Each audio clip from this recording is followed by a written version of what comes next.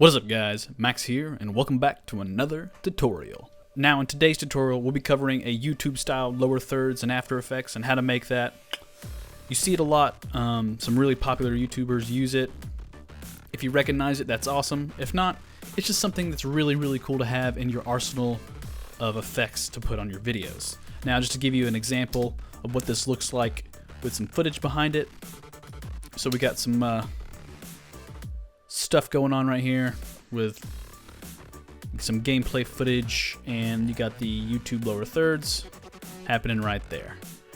Super simple and awesome to make. And as always, feel free to jump over to my store and download this project file. And if you don't want to download it, let's make it. So let's get started. First off, what we're going to need is a new composition. So right click into your project panel over here, click new composition. Let's leave it at 1920 by 1080, 60 frames per second. Usually works out really well for this kind of stuff at 10 seconds long. Click OK. Now, in the original, the first thing that happens is this little shape pops up. It goes up like that and over. So let's go ahead and make that. What we're going to need is a shape. So let's just draw a little shape out. It doesn't matter how big it is, how small it is, really. I just drag something out. It doesn't matter. Then what we'll do is actually grab our anchor point with the anchor point tool right here, pan behind, hit command on our keyboard and drag this, I think, to the bottom left corner for right now. Alright, next what we need is a null. So let's right click in our layers down here, click new, null object. Let's call this move 1. Then what we'll do is take it, put it right here on our little, shape layer. Take shape layer 1 and parent it to our move 1. So when we move the null, the shape will move along with it. So go down on our timeline at 1 second, click P on our keyboard, keyframe the position, go back in time, and move this one down to about right here. Would work just fine. So it goes up like that. It stays for a second, so keyframe it one more time and move it down our timeline. It's going to go over to reveal a shape. Sweet. So it does that. Boom. Boom. Just like that. Now what we're going to do is we're going to duplicate shape layer 1 and put this under shape layer 1. Now let's go ahead and go to our effects and presets and click fill or type fill. And go ahead and start changing the colors. Now, I know you can just change the shape color up here somewhere. If you click shape layer 1, you can change the fill, or shape layer 2, you can change the fill. But I like using the fill option. So let's make it yellow. And then we'll make Command C to copy this fill, Command V to paste it on shape layer 2, and let's make it blue. I like doing it this way, just my thing. It helps me down the road when I want to make a color controller or something like that. Alright, now what we're going to do is actually on shape layer 2, we're going to grab our anchor point. Let's hide shape layer 1, grab our anchor point, and move it. Command, move it to right there. We want that to happen. Actually, no, not right there. We're going to put this right here. Yep, it's going to end up right here. So the shape's going to be right here. And now we can actually take the parent option when we're at this point in our timeline on shape layer 2 and turn it to none so it doesn't move. Unhide this shape. Let's go out to right here. Now what we're going to do is right here on this keyframe, right before the yellow one starts to move, click S on your keyboard, keyframe the scale, unlock it and change it to 0 on the x-axis. So this is the X keyframe. When it comes down to here, we're going to want this to scale out this way in one direction with our, not two directions, one direction all the way with this. So it looks like the yellow is being revealed, or the yellow shape is revealing this shape, but it's really not. Just like that. Sweet. Now at this point in time for our yellow shape, also hit scale on our keyboard and we will unlock it and click the little scale option. go down in our timeline right here and take the Y and scale it down to 0 because the original scaled up. So scale up like that, and it's going to go across like that. Boom and boom. Just like that. And sweet. Now that it looks like it's revealing the shape, there's a couple more things we need to do to make the outro animation for this little lower thirds. So take your shape layer 1. Now that I think about it, we need to actually change the point of this the little anchor point. So grab your anchor point tool or your move anchor point. Move your anchor point and command click it to the bottom right corner. Cool. So it's still going to act how it's supposed to when it comes up like that. And now at around, I don't know, 4 seconds, we're going to keyframe all this stuff. It's going to sit there for, a hot minute. It's going to stay there. And then what's going to happen is shape layer 1 is going to scale this way and look like it's covering the other shape up to about right there is fine. And now this one is going to scale itself down. This is the shape under the yellow shape. Take it down to 0, it's fine. And the last thing we do is we need to have the edge look like it's being covered up. So if we look at the original, when the shape goes out, the back of it kind of follows. So what we'll do is right-click shape layer 1, mask, new mask. Now if you just do right-click new mask, it creates a mask that is the exact size of the shape, which is really, really handy. So you can see the mask covering up this thing. It's the exact size of the shape. And at this point in time, we need the back end of it to start closing off. So what we'll do is we'll go into our mask options, click down on our mask, keyframe the path, and actually grab the end of this shape right here, hold shift, do something like this, and move it now, and do that. So it's going to cover itself up. Now we can actually move these keyframes back a little bit so it kind of overlaps. So it does something like this. Just like that. Now I think we have the base of this animation. So let's see how long it actually is and goes out. So it goes up, up. Maybe we want to make this scale happen right there.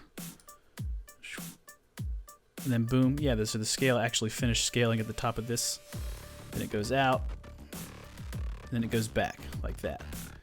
Now we need to put text inside of this. So what we're going to do is grab our text tool, and I'm going to be using a font called Babysanu because it's just one of my favorite fonts.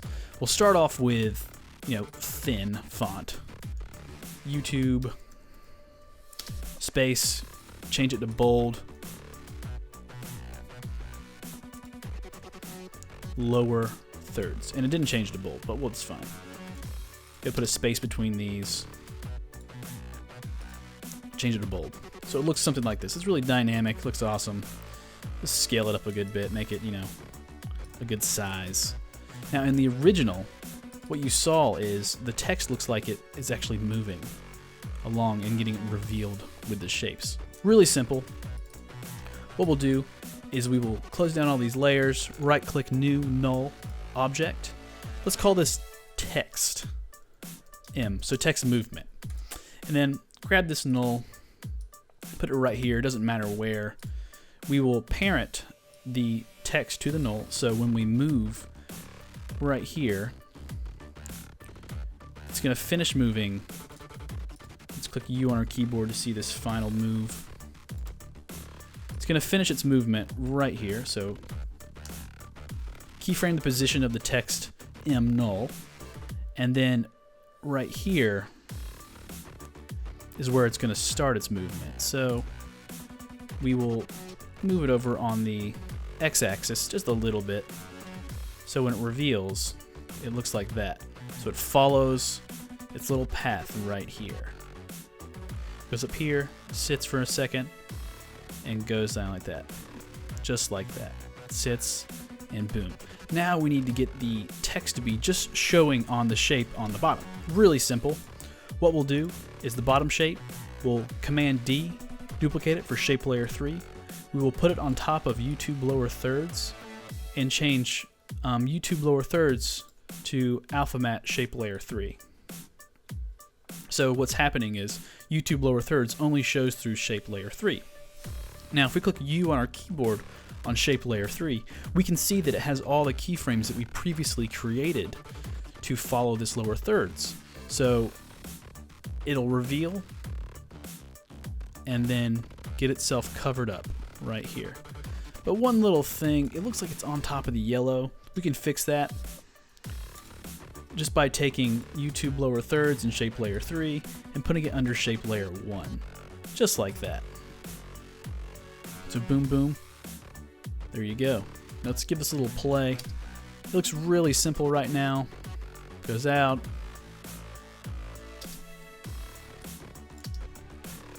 Just like that. Goes out. And does that. Now I think this may sit here for a little bit too short of time. So real quick, highlight everything. Click a U on your keyboard to reveal all the keyframes. Now this is the keyframes where it actually sits right here. It finishes. Now that I just realized we need to take this keyframe back to here so the text actually slides out right there, sits for a second, then covers itself up. Now I want to move this down the timeline a little bit. Highlight all of these keyframes just like this. Move it down the timeline so it actually sits a little longer. So it's going to be like boom, boom, stay for a second, and cover itself up. Just like that. One more problem, there's a little line that reveals itself right here.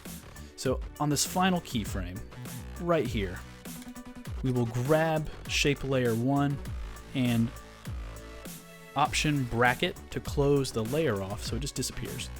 Just like that.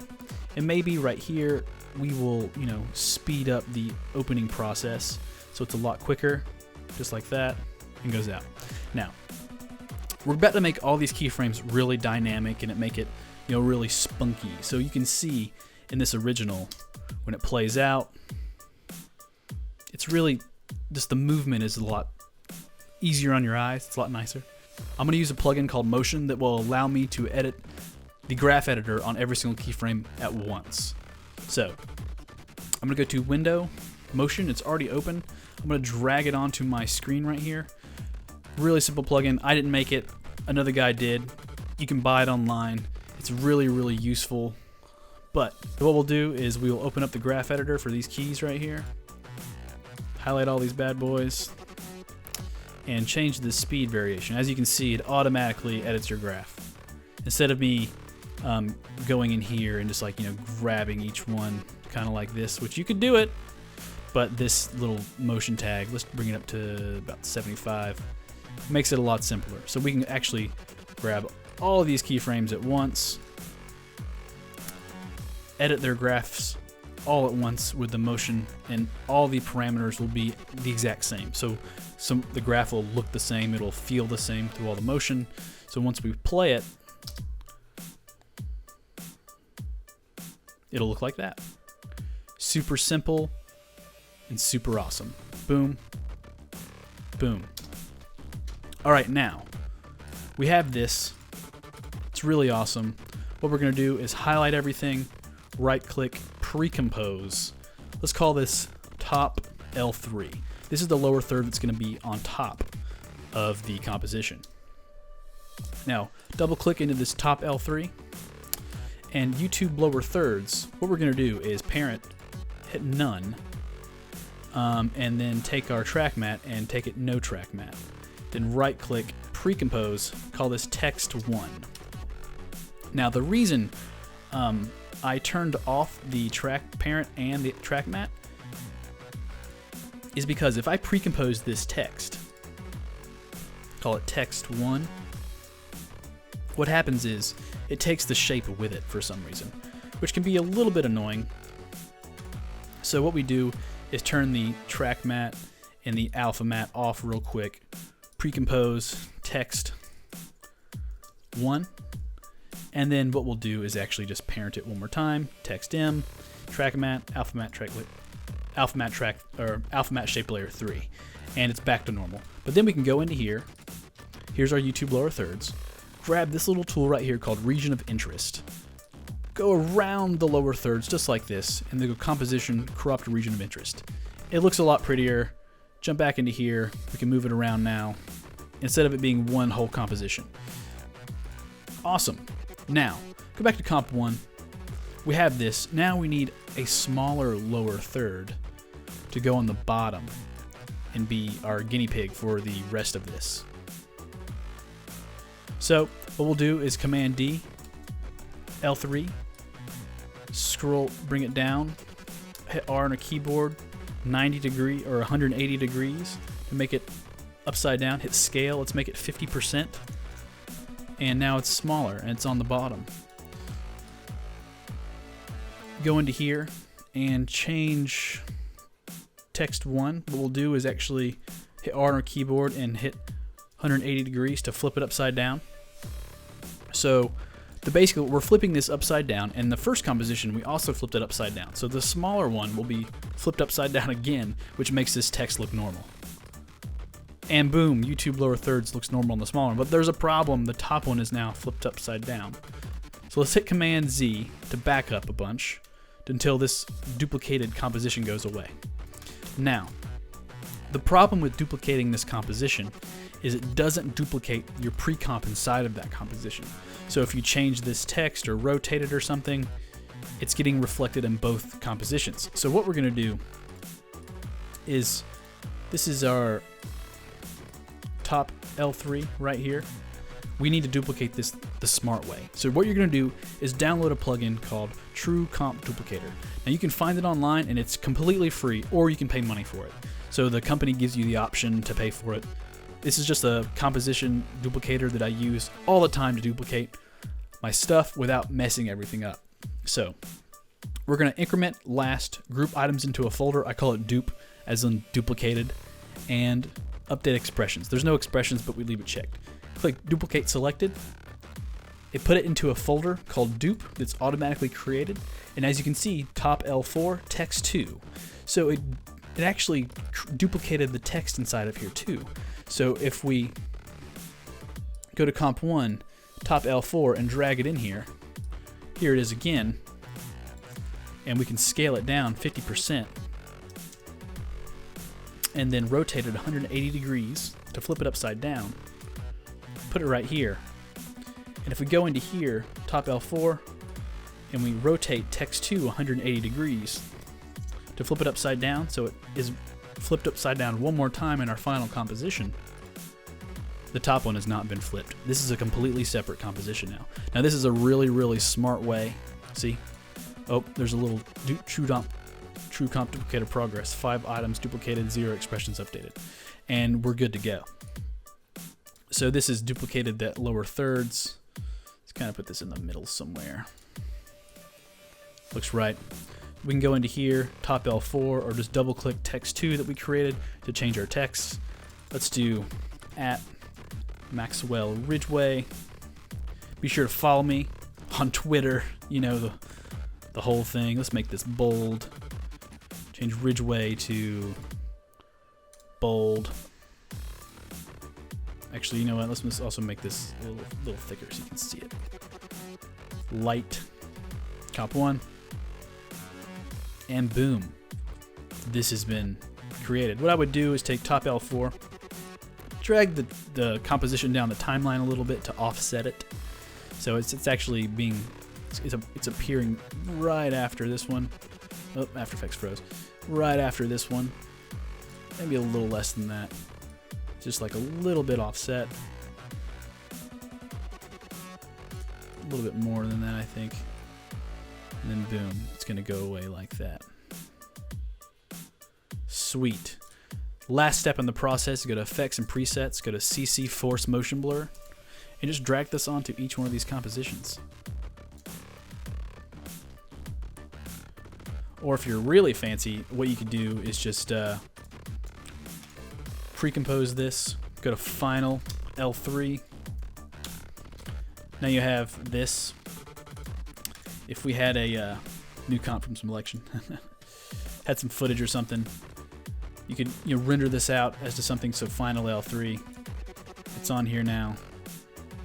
Let's move this down the timeline. Nope. So it's right here. YouTube lower thirds. We can make it a little smaller. Put it down here, put it up here, whatever you want. Let's see this composition in action. Go in, change the colors, have fun. But essentially we've made this. This is how it would look. Boom. Let's make this fit the screen. And boom, that's how you make this little really awesome lower thirds. But as always, the final step, CC Force Motion Blur. I always put that on these lower thirds to make them a little more dynamic. When you see it play out, there's just a little bit of blurriness, makes it awesome. Just like that. It blurs everything at once instead of using the blur tag on each layer, which is what we want. It takes a little longer to render because, the Force Motion Blur is a little heavy on the computer. But I think for something like this, it works really well.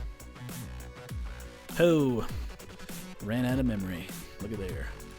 Let's go to Purge, all memory and disk task.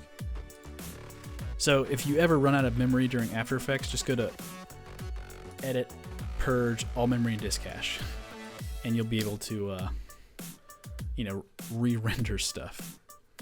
So boom. Looking really awesome. YouTube lower thirds.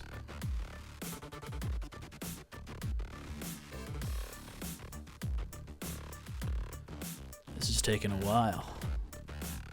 So how you guys been doing? Living your life?